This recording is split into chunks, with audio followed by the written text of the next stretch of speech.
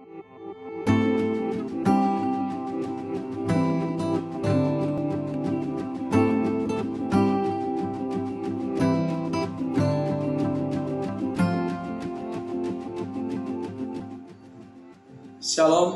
apa kabar Bapak Ibu yang dikasihi Tuhan dimanapun Anda berada. Bertemu kembali bersama dengan saya Pendeta Fani Jeremia Lengkong dalam acara Inspirasi dan Motivasi Infinity Ministry. Bulan ini Inspirasi dan Motivasi Infinity Ministry mengangkat tema tentang pemulihan. Bapak Ibu, tentunya setiap kita merindukan yang namanya pemulihan. Mari terlebih dahulu kita melihat ayat dasarnya yang saya ambil di dalam Kisah Para Rasul pasal 3 ayatnya yang ke-18 sampai ayat 21 berkata demikian. Karena itu sadarlah dan bertobatlah supaya dosamu dihapuskan, agar Tuhan mendatangkan waktu kelegaan dan mengutus Yesus yang dari semula diuntukkan bagimu sebagai Kristus. Kristus itu harus tinggal di sorga sampai waktu pemulihan segala sesuatu, seperti yang difirmankan Allah dengan perantaraan nabi-nabinya yang kudus di zaman dahulu. Bapak Ibu yang dikasihi Tuhan, firman Tuhan mengkonfirmasikan kepada kita semua bahwa Kristus harus tinggal di sorga sampai pemulihan segala sesuatu terjadi. Ya. Jadi itu jelas, Dia akan tetap di sorga sampai pemulihan segala sesuatu terjadi. Nah, saya cuma melihat arti dari dipulihkan atau pemulihan. Di dalam perjanjian lama dikatakan pemulihan atau restorasi, artinya mengembalikan yang tercuri atau membentuk kembali.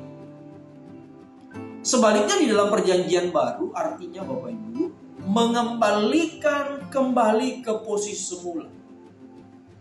Itu arti dari pemulihan. Nah, jadi kita tidak boleh anti dengan yang namanya pemulihan. Karena memang seharusnya saya dan saudara harus mengalami yang namanya pemulihan. Nah, namun sangat disayangkan Bapak Ibu, ada begitu banyak orang merasa tidak memerlukan pemulihan. Padahal ini penting sekali. Nah, pertanyaannya adalah, apa saja langkah-langkah yang harus kita lakukan untuk bisa mengalami yang namanya pemulihan? Langkah pertama yang harus kita lakukan Bapak Ibu untuk bisa mengalami pemulihan, yang pertama adalah bertobatlah dengan sungguh-sungguh. Dalam kitab Yoel pasal 2 ayat 12 di sana dikatakan, Bu, saya bacakan. Kitab Yoel pasal 2 ayat 12 di sana berkata begini. Perikopnya seruan untuk bertobat. Tetapi sekarang juga demikianlah firman Tuhan. Berbaliklah kepadaku dengan segenap hatimu, dengan berpuasa, dengan menangis, dan dengan mengadu. Jadi pemulihan tidak akan terjadi kalau tidak disertai dengan yang namanya bertobat dengan sungguh-sungguh. Tidak sekedar bertobat, tapi bertobat dengan sungguh-sungguh. Kenapa pertobatan itu penting? Karena pertobatan Bapak Ibu adalah awal dari pemulihan. Tanpa adanya pertobatan, maka tidak akan mungkin terjadi yang namanya pemulihan. Itu sebabnya langkah pertama untuk kita bisa mengalami pemulihan adalah bertobat dengan sungguh-sungguh. Langkah kedua Bapak Ibu untuk kita bisa mengalami pertobatan, yang kedua adalah kuatkan kepercayaan kepada Tuhan. Sekali lagi yang kedua, kuatkan kepercayaan kepada Tuhan. Dalam kitab 1 Samuel pasal 30 ayat 6 di sana dikatakan, 1 Samuel pasal yang ke-30, ya, kita lihat ayat yang ke-6. Apa itu di sana dikatakan?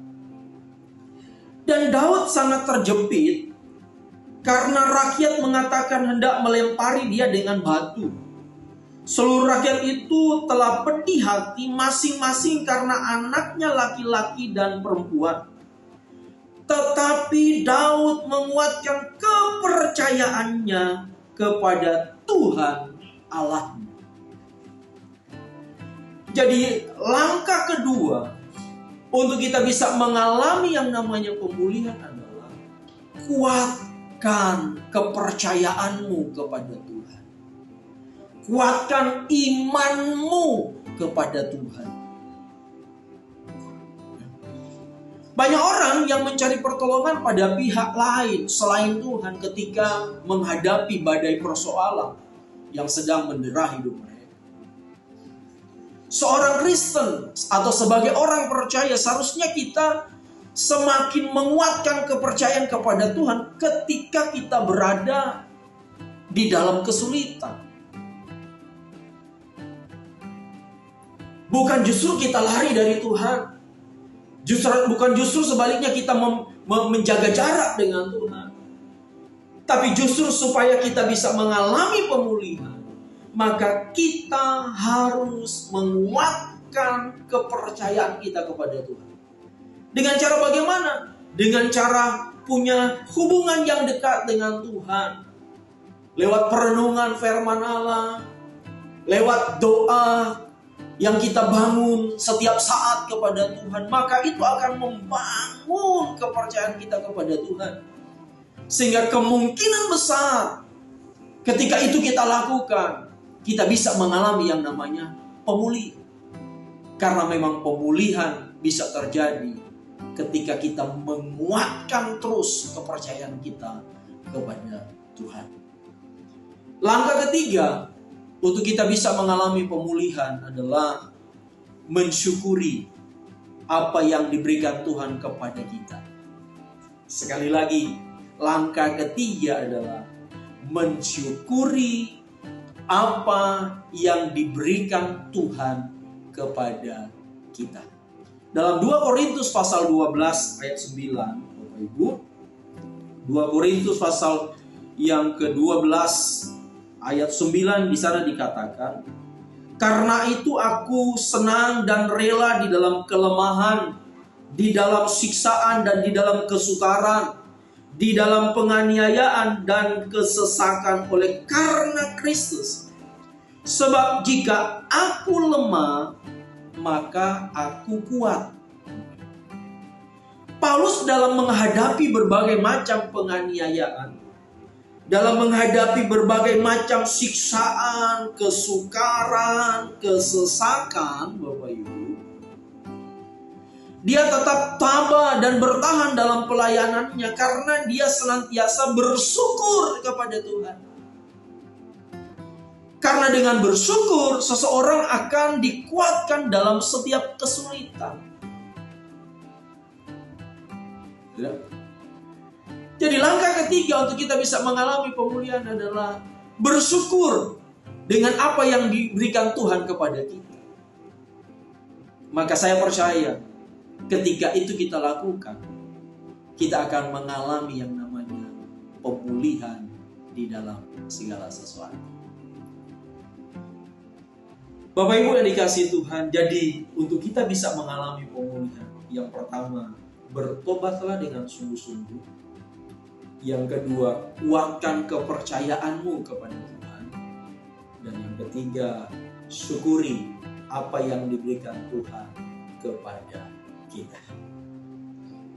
Doa dan harapan saya kiranya akan tetap terus menolong Bapak Ibu, memberi kekuatan, bahkan untuk kita terus dapat mengalami kemenangan demi kemenangan di dalam kita mengiring dan mengikut Tuhan. Salam pemulihan.